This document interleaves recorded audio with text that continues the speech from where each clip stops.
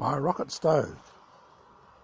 So I got some second blocks free from the local concrete works. I cut the middle one there, the front off, to make it an H, so that you've got the fireplace there, and then you've got the flue coming up here.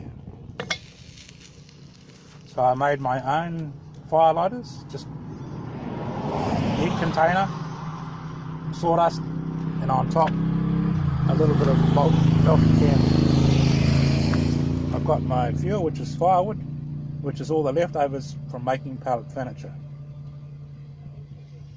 So I'm just boiling the billy, and afterwards I'm going to have stew and peas, tin of stew and peas, while I'm having a cider. So the cost is nil basically. So just 4 concrete blocks, fire lighters, firewood, and some foods, because I can put a fry pan, bacon and eggs, whatever.